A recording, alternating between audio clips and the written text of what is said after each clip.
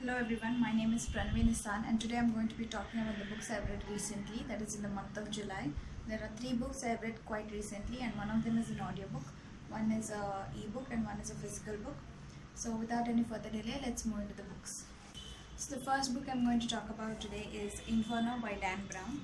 If you didn't know, Dan Brown is one of my favorite authors of all time. He is the author of the most amazing and the fifth most read book in the world, that is the Da Vinci Code, and he's also the author of Angels and Demons and The Origin and all amazing books. Every one of his book is filled with tons and tons of information, amazing plotline. He is one of the greatest authors of all time. I'm going to make a video dedicated to Dan Brown quite soon. So coming to Inferno. Inferno is the fourth book in the Robert Langdon series. The plot is Robert Langdon, who is a Harvard symbologist and professor, wakes up in a hospital one day with a bullet wound on his head and with retrograde amnesia. That is, he doesn't recall what has happened in the past few days. And a female assassin, a very mysterious assassin, is chasing him all through Florence, Italy, trying to kill him. And while all of this is happening, there's a genius scientist called Bertrand Zobrist. He is a transhuman humanist, and he believes in killing off at least 50% of human population, so our species won't go extinct. And to accomplish this, he creates a virus, a deadly virus that is going to reduce the population of Earth and save us from extinction. So this plot revolves around Robert Langdon and a doctor called Sienna Brooks chasing Zobrist, Bertrand's clues and all the decoding codes all through Florence to stop and to delay the end of world planned by Bertrand Zobrist. It's a very, very, very riveting, interesting book. I mean, every single one of Dan Brown's book is interesting. So I gave this book a 5 out of 5, just like any other Dan Brown book. This book is loaded with amazing information, tons and tons of facts, and I cannot recommend Dan Brown to anyone more than this. Like, he is the king of infotainment. You won't even know that you're absorbing information. He writes it so well, and this book deals with the overpopulation of our world. And if you know me, like, you know that I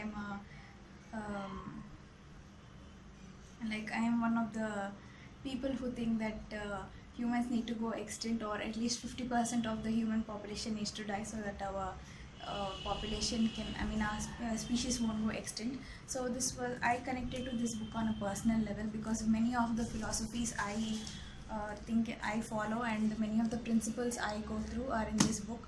So it was a very personal choice, and I really like this book and the ideology behind it. I recommend you to read it too. I would recommend anyone to read Dan Brown's books. So this is one of his masterpieces. Yeah, so 5 out of 5 Dan Brown. Completely recommend for everyone.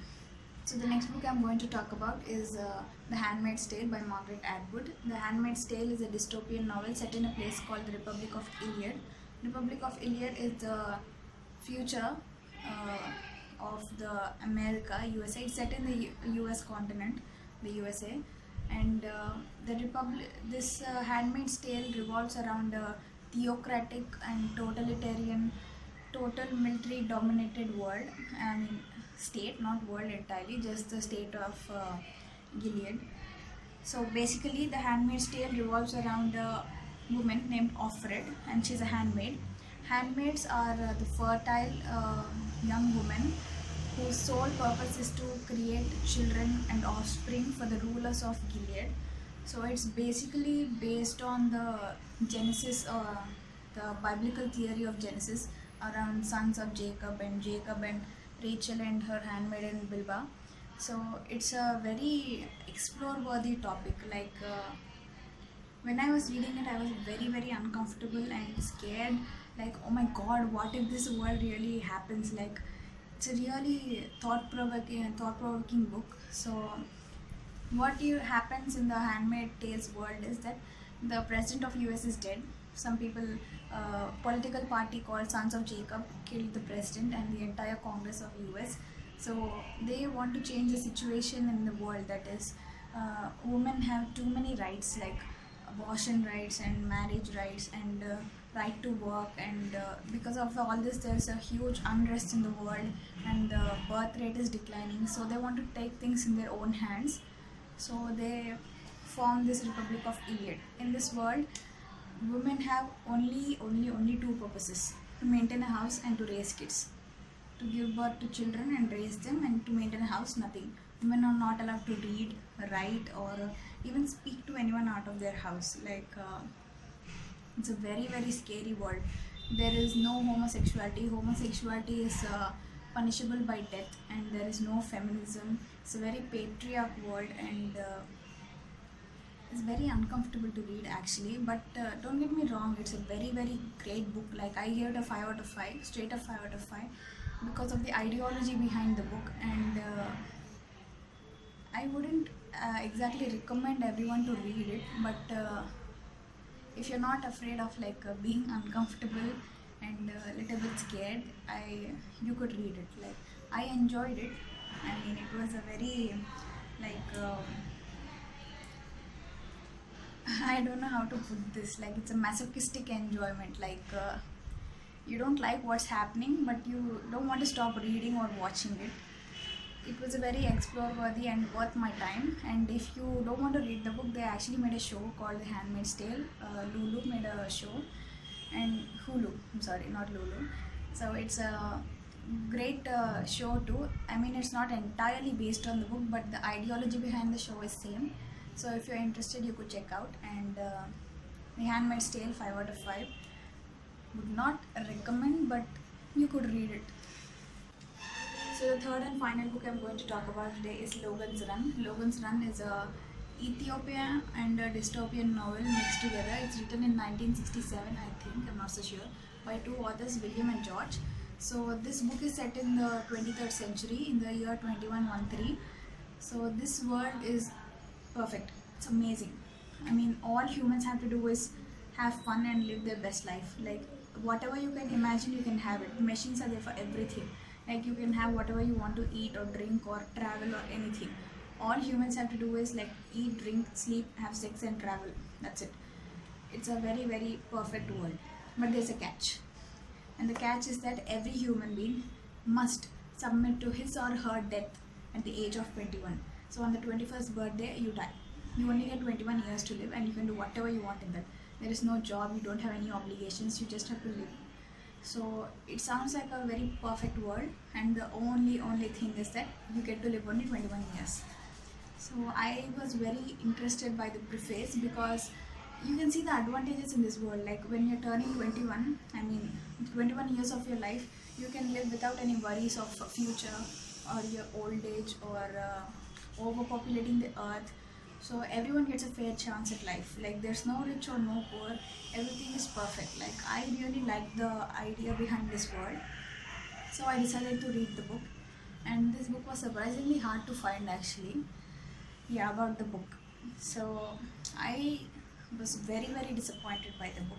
I gave it a 2 out of 5. So the basic plot, the actual plot of the book revolves around a man called Logan. The Logan's Run Logan. So he's a police officer.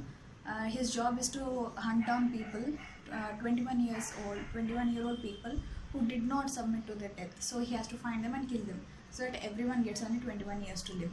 So these people who are running away from death are going to a place called Sanctuary, where they get to live as long as they want. So Logan makes it his life mission to find the sanctuary and destroy it, because he doesn't like how few people get to live more than 21 years, and while everyone has to die at 21. So the word and the ideology behind it, for that I'm going to give it a 5 out of 5. But the actual book and the plot and the writing and all, it's very bad. Like, the writing is very abrupt and obscure and very random actually. You jump from one scene to other without any preface or it. And the word building is not great either, because you can't picture what's happening in the plot. And the main character, I didn't like the character of Logan. I mean, the writers didn't give me a chance to form an opinion on Logan, because it's like reading a movie script more than reading a book. So I'm giving the 2 out of 5 star just for the idea behind the book and not the actual book. This book had a lot of potential, and I think they failed to make use of that potential in this book.